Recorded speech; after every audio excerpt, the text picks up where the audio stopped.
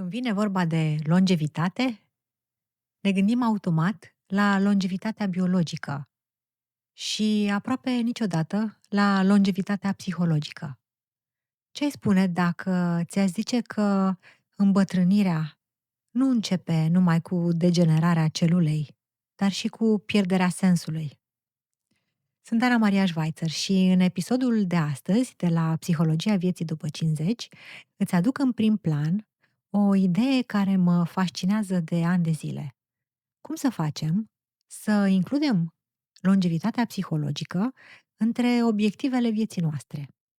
Trăim într-o lume în care este evident, este dovedit faptul că speranța noastră de viață este mult mai mare decât a fost vreodată în istorie.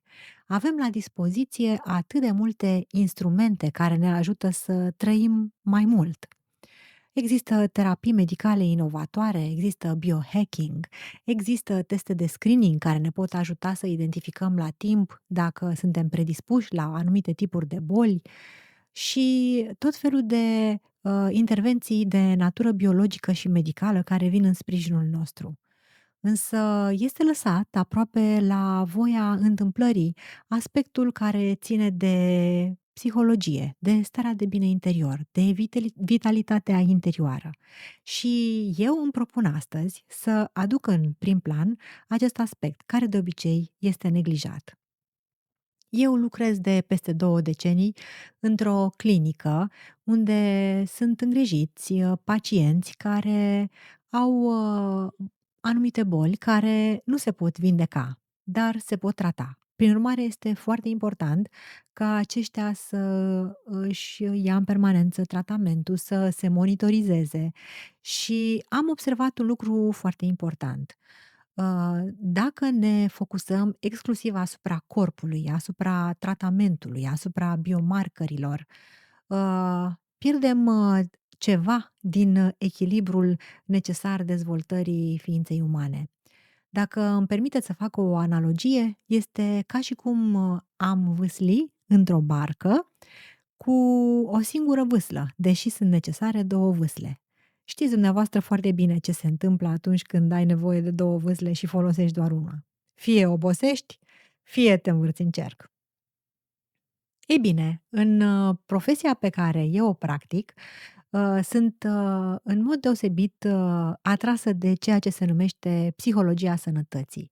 Este un domeniu foarte interesant, aflat la intersecția dintre medicină și psihologie. Poate ați auzit alături de acest domeniu și de existența domeniului medicinei comportamentale. Da, lumea se mai schimbă și, din fericire, atât specialiștii din domeniul medical, cât și cei din domeniul psihologic și-au dat seama că pacienții au cu mult mai mult de câștigat atunci când nu ne uităm la corpul îmbolnăvit sau la corpul suferind exclusiv din perspectivă biologică, ci începem să luăm în calcul și mintea, sufletul, emoțiile, atitudinile. Ei bine, în acest context am conștientizat cât de importantă este această longevitate psihologică și de unde mi-a venit această perspectivă.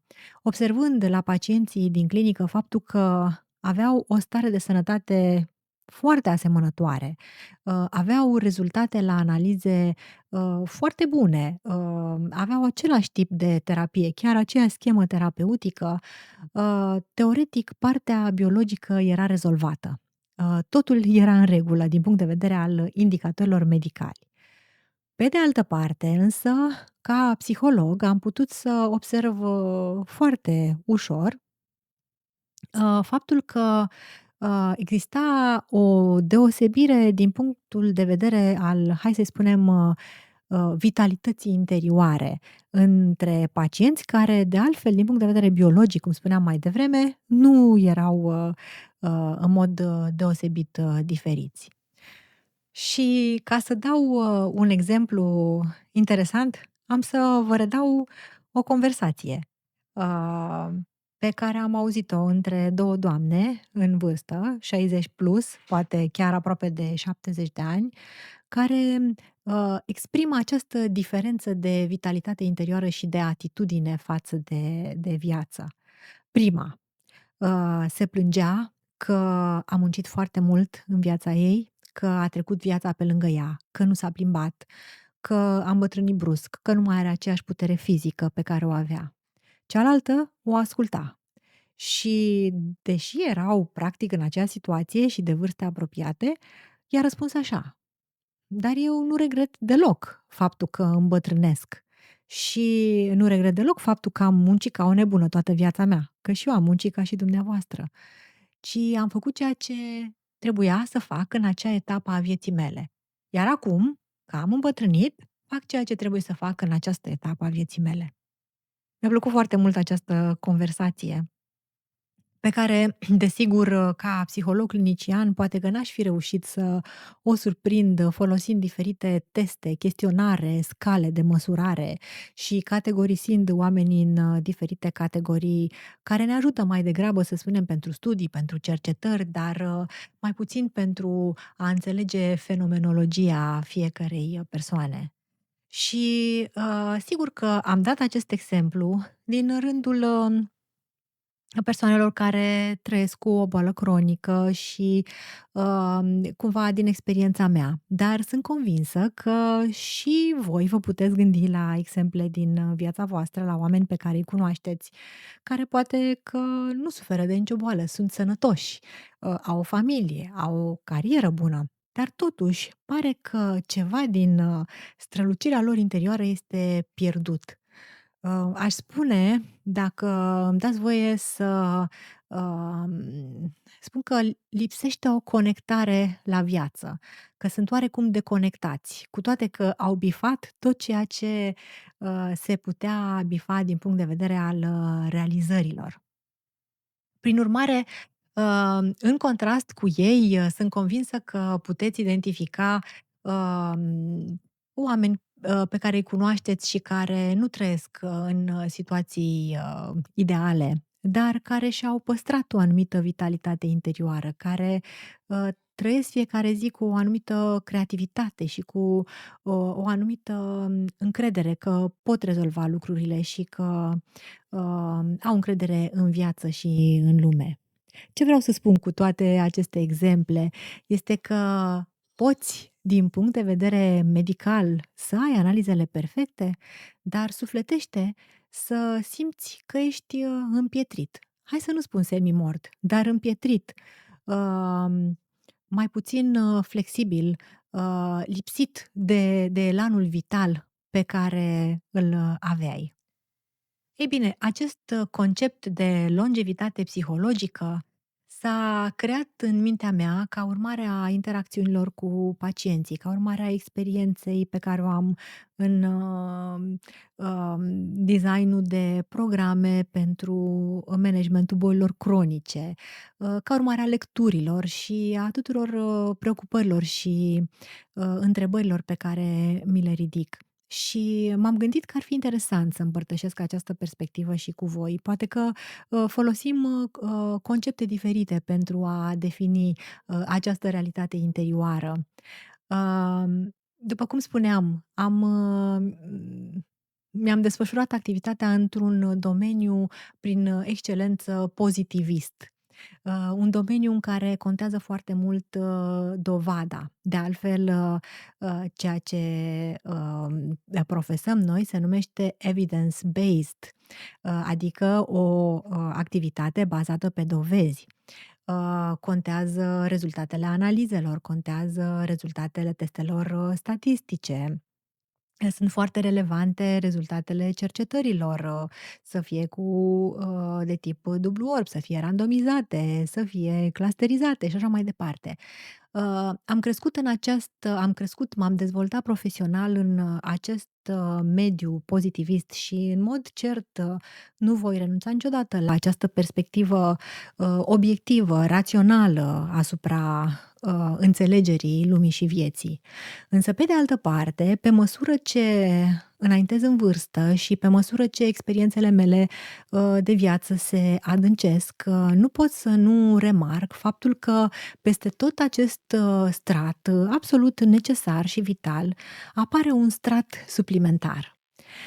Mai în tinerețe consideram că baza, și ceea ce, să spunem, ne garantează sau nu, o îmbătrânire, mai liniștită și mai de succes, sau nu, sunt niște aspecte, foarte precise și măsurabile, cum ar fi, genele, nutriția, obiceiurile, de mișcare, de activitate fizică, consumul de substanțe diverse, fumat, alcool și așa mai departe. Este evident că acestea sunt, strict nu numai corelate, dar și cauzează diverse, probleme de sănătate și reprezintă un fundament al sănătății psihice. Dar pentru mine, în ultimii ani, a început să conteze din ce în ce mai mult, în înțelegerea, cazurilor cu care mă confrunt, dar și în înțelegerea propriei mele vieți, care este, baza psihologică care ne poate asigura, succesul unei anumite flexibilități mentale pe termen lung. Că sigur folosesc acest termen de longevitate psihologică, dar, ce înseamnă el în mod concret pentru mine și, cum, l-aș desface în părți componente, dacă mi-ați cere asta. Și presupun că mi-ați cerut-o, pentru că de asta fac clipul și vă spun că sunt 3 elemente, cheie despre care vreau să vorbesc. Primul este felul în care ne raportăm la timp.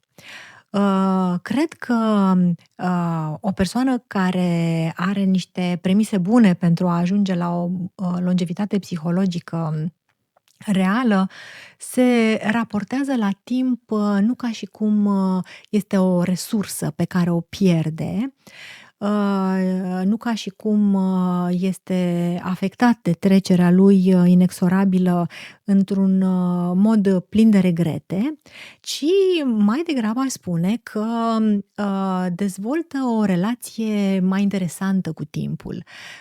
Nu neapărat se uită tot timpul la ceas și la calendar, ci se, raportează la timp ca la o sursă de experiențe de o anumită intensitate. Cum, s-ar spune în alte cuvinte, contează nu cât timp avem, ci calitatea, experiențelor pe care le trăim. Timpul, prima experiență, primul element care, contribuie la conturarea acestei longevități, psihologice și felul în care ne raportăm la el. Al doilea este, felul în care conștiința noastră, este, să spunem, flexibilă, poroasă, deschisă la realitate sau dimpotrivă. Să ne gândim, sunt convinsă că și dumneavoastră ați auzit de multe ori oameni care spun, așa sunt eu și nu o să mă schimb. N-am cum să mă mai schimb la vârsta asta. Arătând de fapt o conștiință care este mai degrabă rigidă și cu granițe fixe, încorsetată. Și în opoziție cu ea este, acea conștiință care spune: "Da, acesta sunt eu, acestea sunt experiențele mele, așa m-am format", dar pe de altă parte sunt în continuare deschis la realitate și la, lecțiile, din jurul meu și la relațiile cu ceilalți oameni și la felul în care aceștia mă pot, influența. Cu alte cuvinte, o conștiință care este dispusă să se examineze, să se reexamineze și nu rămâne în, amprenta a unei finalități. Acesta ar fi al doilea element pe care îl consider esențial pentru a asigura o bună longevitate psihologică. Iar cel de-al treilea, cu care am și început de altfel această discuție, se referă la sens. Sensul pe care reușim să-l, prezervăm, să-l, păstrăm și să spunem, astea sunt concluziile vieții mele și să regenerăm automat aceleași scenarii sau dimpotrivă, capacitatea noastră de a nu ne agăța de un sens strict. Ăsta este sensul vieții, este singura variantă, este o dogmă, este o ideologie de care nu mă dezbar, ci dimpotrivă. Um, Să spunem că longevitatea psihologică apare atunci când reușim să ajustăm sensul,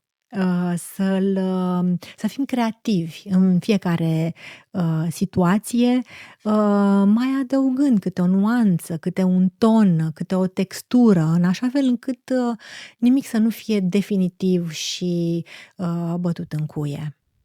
Prin urmare, aș spune că după umila mea experiență de viață, longevitatea aceasta psihologică poate fi obținută atunci când, nu ne temem de timp, nu-l considerăm un, adversar, un dușman care vrea să ne dezintegreze. Atunci când, de asemenea, nu considerăm, conștiința noastră ca fiind, un muzeu de antichități. Avem niște rafturi pe care avem niște exponate și, vitrina noastră este întotdeauna la fel și nu modificăm niciodată nimic la ea. Și în al treilea rând, aș spune că sensul vieții nu este un lucru pe care l-ai găsit, a venit cineva și ți l-a dat sau l-ai descoperit tu, ci este, o lucrare, o operă la care revii mereu și pe care o transformi. Ei, și vorbim despre aceste aspecte, despre longevitate psihologică la, Psihologia vieții după 50 de ani. Și de ce îmi place foarte mult această temă? Pentru că pe la 50 de ani, suntem, altfel în dansul acesta cu viața. Avem suficientă experiență până acum, am dansat, știm pașii și în același timp ne aflăm într-un punct în care orizontul este încă larg și mai avem timp să planificăm, multe lucruri. Dacă ar fi să folosesc iarăși o analogie, aș spune că până la 50 de ani am aflat cine suntem, am devenit cineva, să zicem, și după 50 de ani putem să rafinăm pe acest cineva, să fim și cineva care este creativ și cineva care este autentic și cineva care poate sta în tăcere cu incertitudinea, cu finitudinea vieții. Și cineva care are o vitalitate, care nu e neapărat, să ardă tot, ci mai degrabă să fie mai, liniștită. Poate că am ajuns acum într-un punct în care ar fi interesant să, îl, parafrazez, să-l citez din memorie pe Søren Kierkegaard, care, spune așa despre viață, că, viața se, trăiește privind înainte și se înțelege privind înapoi. Sper că am citat bine, dar cam acesta era sensul. Și dacă, acest filozof, pe care l-am mai, menționat de câteva ori în clipurile mele, vorbește desigur despre momentul mai apropiat de finalul vieții, eu vreau să mut borna, mai pe la, mijlocul vieții, mai pe la 50 de ani, pentru că mi se pare la fel de relevantă. În acest moment, avem, suficientă experiență încât dacă privim înapoi să înțelegem niște lucruri, să descoperim niște pattern-uri, cum se numesc, niște scheme, niște, tendințe repetitive pe care le avem, dar în același timp ne-a rămas suficient timp încât, să putem să, încă adăugăm, niște straturi la cine suntem și la ce suntem. Nu mai trebuie neapărat să ne apărăm în continuu. Să ne gândim că poate pe la 20-30 de ani, dacă ne confruntam cu incertitudinea, atunci, sigur că era destul de amenințător, pentru că eram la începutul vieții, trebuia să ne, stabilim o poziție socială, să ne apărăm cuplul și așa mai departe. După 50 de ani, deja lucrurile sunt, mai liniștite din anumite puncte de vedere. Nu mai trebuie să dovedești anumite lucruri din punct de vedere social, ai confirmat deja și, Aș spune că, la această vârstă confruntarea cu incertitudinea, uh, poate să aibă și o nuanță de, eliberare, o nuanță de, alternativă la care nu te-ai gândit niciodată. Um, Am să, vă, cer voie să, citez din, Rollo May, care este un psiholog existențialist, care scrie extraordinar și, are niște lucrări pline de înțelepciune. Și el spune așa: "Omul care nu se mai îndoiește de nimic este mort psihologic." Prin urmare, ce ne învață el este că în loc să ne scufundăm în rutine, în loc să fugim în familiar, în loc să spunem așa sunt eu, avem alternativa, avem posibilitatea de a conștientiza faptul că suntem încă pe drum, că mai avem loc de libertate. Suntem încă pe o cale între, cine ne-am propus să fim și cine am putea, deveni. Și aș vrea încă o dată să, vă reamintesc de ceea ce am povestit în primul meu podcast despre criza de la mijlocul vieții, când, vă împărtășeam, perspectiva psihologului Erik Erikson, care povestea despre, crizele specifice fiecarei vârste. Și el tocmai despre asta vorbește, despre, faptul că dacă nu rezolvăm criza de la mijlocul vieții, stagnăm, nu găsim sens, ne învârtim în cerc sau, tocmai dacă reușim să o traversăm cu succes, ajungem la creativitate sau la generativitate. Adică generăm sens, găsim niște lucruri, care nu trebuie neapărat, să contrazică tot ce am fost anterior. Să ne gândim, de exemplu, la o casă. Da, nu trebuie să dărâmăm toată casa. Putem să păstrăm structura, pentru că este foarte greu, după vârsta de 50 de ani să dărâmi absolut tot. Păstrăm structura, dar reorganizăm casa, facem un nou design, o facem mai potrivită pentru noile noastre nevoi, poate facem ferestre mai luminoase, poate împărțim altfel camerele, poate ne debarasăm de prea multele lucruri pe care le-am adunat de-a lungul timpului. Prin urmare, contrastul acesta între stagnare și generativitate, seamănă foarte mult, desigur, cu ceea ce spune și Rollo May. Și pentru că am vorbit despre longevitate psihologică, vreau să fac o clarificare. Țin foarte mult la această clarificare. N-aș vrea să credeți că, prin aceste, afirmații o să alunecăm spre psihologia aceea de tip, New Age. Desigur că nu vorbim despre a ne lăsa serviciul și a ne duce să îmbrățișăm copacii. Nu vorbim despre, știu și eu, aruncarea antibioticelor la gunoi, și înlocuirea lor cu, terapii de autovindecare prin, autosugestionarea corpului să se vindece singur. Și nici nu vorbim, mai știu eu, despre faptul că dacă vom avea o longevitate psihologică reală, vom fi fericiți în fiecare zi și, totul va fi, numai lapte și miere. Nu, nici pe departe. Însă, întrebarea fundamentală pe care consider că ne-o ridică tuturor acest concept de, longevitate psihologică este următorul: în condițiile în care corpul tău îmbătrânește, spiritul tău continuă să evolueze, continuă să se schimbe? Ei bine, în funcție de cum răspundem la această întrebare, zic eu că suntem pe șina corectă sau, dimpotrivă, mergem pe un drum care o să ne ducă către o fundătură.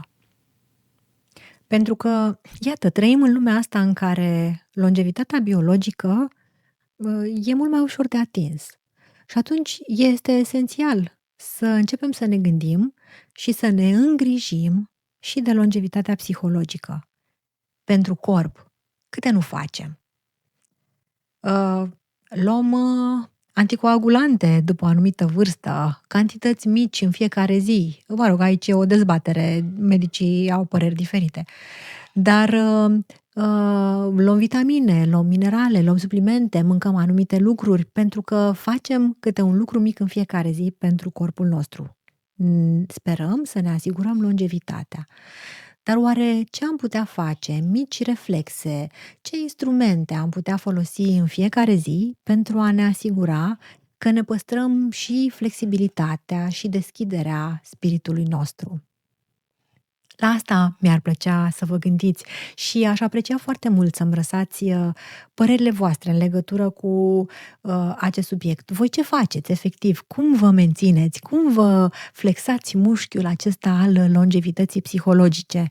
Și vă întreb asta pentru că consider că multe dintre comentariile pe care le regăsesc pe canal sunt foarte folositoare nu numai mie, dar și celorlalți, care învață foarte mult unii de la ceilalți. Prin urmare, aș aprecia foarte mult să-mi lăsați câteva comentarii.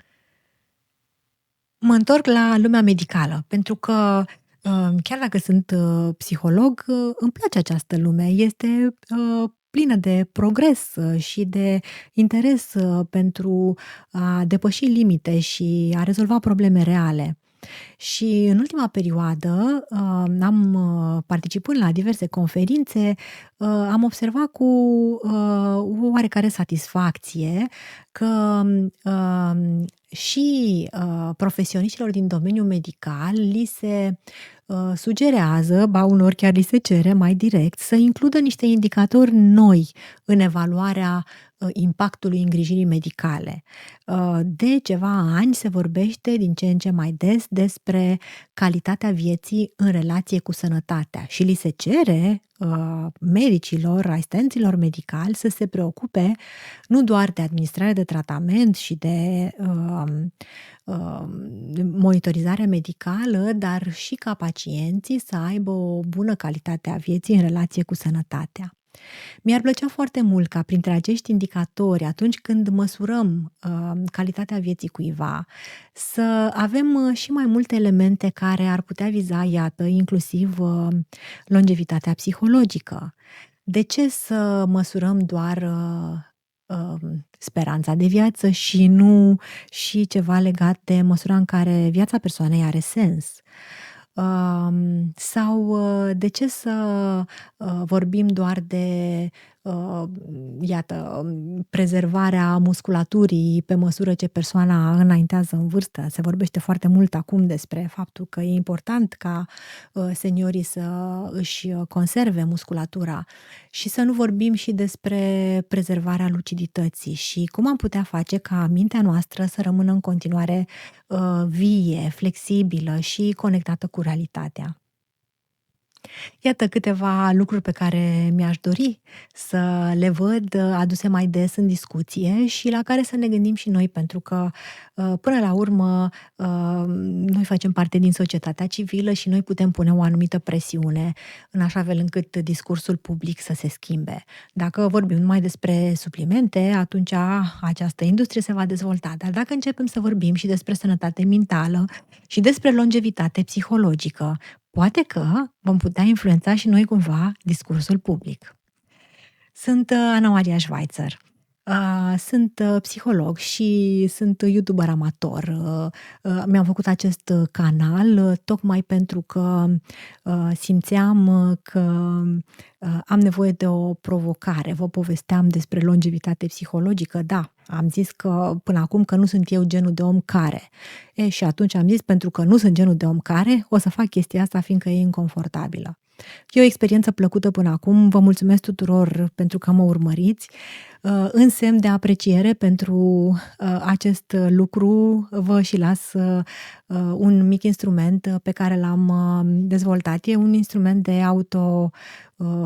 evaluare, de automeditație, se numește Auditul crizei de la mijlocul vieții.